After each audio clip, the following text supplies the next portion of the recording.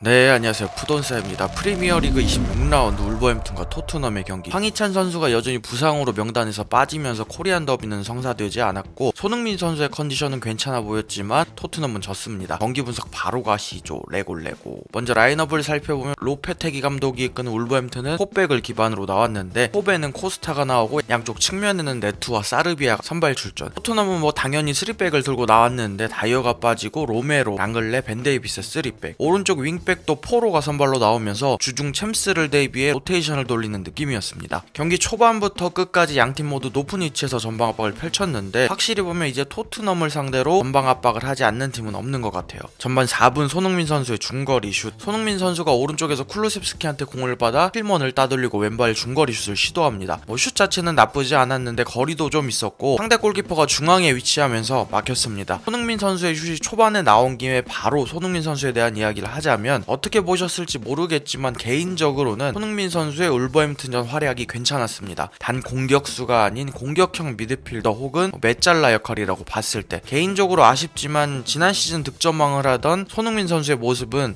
이제 기대하지 않습니다. 현재 토트넘 전술이 바뀐다? 그리고 손흥민 선수의 역할이 바뀐다? 혹시나 그런 기대를 하는 시기는 이제 많이 지난 것 같아요. 2달 후면 시즌이 끝나기 때문에. 그리고 혹시나 전술이 바뀌더라도 결국 이 득점도 감각이고 습관이기 때문에 계속해서 다른 역할을 하던 손흥민 선수가 갑자기 득점왕 손흥민의 모습을 보여준다? 쉽지 않다고 봅니다. 전반 43분에 있었던 장면만 보더라도 어수선한 가운데 케인이 빠르게 프리킥을 처리하면서 손흥민 선수에게 결정적인 찬스가 왔는데 힐먼을 의식해서 강하게 찼는지 어쨌든 아쉽지만 슛이 골대 밖으로 벗어났죠. 물론 오프사이드 상황이긴 해도 당시에는 인플레이 상황이었기 때문에 완벽한 위치에 있는 쿨루셉스키한테 패스를 안 할 거라면 무조건 넣어줬어야 되는 그런 상황이었죠. 물론 본인이 직접 시도를 해볼 만한 상황은 맞습니다. 시도 자체가 나쁘다는 얘기는 결코 아닙니다. 그리고 경기 중에 손흥민 선수가 공수를 연결하기 위해 끊임없이 공간을 찾아 내려가는 움직임을 보여주기 때문에 애초에 손흥민 선수가 지난 시즌처럼 침투를 하고 마무리를 할 수 있는 그런 기회 자체가 없습니다. 결국 이제는 지난 시즌 득점왕에게 왜 이런 역할을 맡기는지 이해할 수 없는 그 역할을 시즌이 끝나기 전까지 조금이나마 더 잘하기를 바랄 수밖에 없을 것 같습니다. 전반 40분 손흥민 선수의 키패스 장면. 손흥민 선수가 프리킥을 처리하고 페리시치가 헤더로 마무리를 하는데 골키퍼에게 막힙니다. 정말 좋은 득점 기회였는데 페리시치가 헤더할 때 각도가 너무 좀 좁았던 것 같습니다. 오히려 중앙으로 패스를 했더라면 또 다른 상황이 나오지 않았을까 싶네요. 후반 46분 손흥민 선수의 골대 강타 장면. 이 장면이 가장 지난 시즌 손흥민 선수와 비슷했던 장면이 아닌가 싶습니다. 호이베르가 세메도의 공을 끊어낸 이후 케인에게 연결하고 그동안 손흥민은 출발 이후 케인에게 공을 받아서 앞에 있는 도슨을 따돌리면서 슛을 시도하는데 이게 골대에 맞았습니다. 누가 뭐라고 해도 손흥민 선수는 골대를 보면서 박스 안으로 진입하는 이런 상황에서 가장 무섭죠. 저는 손흥민 선수에게 이런 장면이 더 많이 나와야 된다고 봅니다. 사실 우리가 손흥민 중심으로 신경을 써서 그렇지 이번 시즌 토트넘 이선들이 다 좀 아쉽죠. 쿨루셉스키 리그에서 18경기 출전 2골 5어시, 히찰리송 리그에서 17경기 출전 0골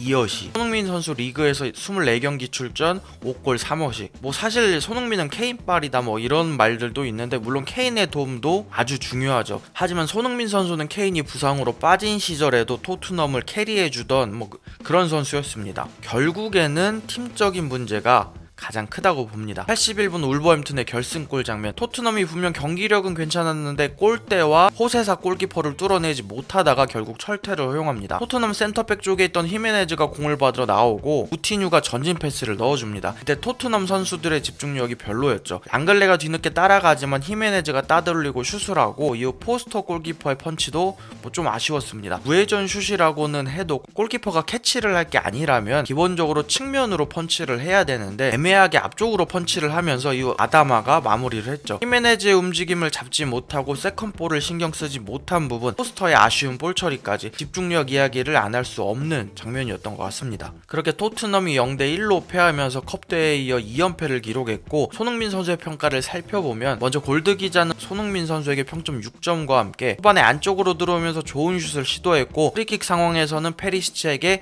좋은 패스를 했다. 후반에는 골대를 맞추기도 하면서 때때로 예전의 손흥민을 보는 것 같았지만 득점은 하지 못했다. 킬패트릭 기자도 손흥민 선수에게 평점 6점을 주면서 골대를 맞추기도 했고 페리시치에게 찬스를 제공하기도 하고 여러 번 상대 골키퍼를 시험에 들게 했다. 킬패트릭 기자도 손흥민 선수의 폼이 괜찮다는 평가를 했네요. 스텔리니 감독 대행은 경기 후 인터뷰에서 울버햄튼은 첫 유효 슈팅에서 골을 기록했다. 우리는 5번의 찬스에서 한 골 정도는 넣었어야 했다. 내일부터 복귀하는 콘테 감독은 시즌 마지막까지 우리에게 큰 힘이 될 것이다. 콘테가 복귀하는 것은 정말 중요한 일이다 라고 했습니다. 토트넘의 다음 경기는 3월 9일 오전 5시 AC 밀란과의 챔스 16강 2차전입니다. 과연 콘테가 복귀한 이후 챔스 16강에서 어떤 결과를 가져올지 부족한 영상 봐주셔서 감사합니다.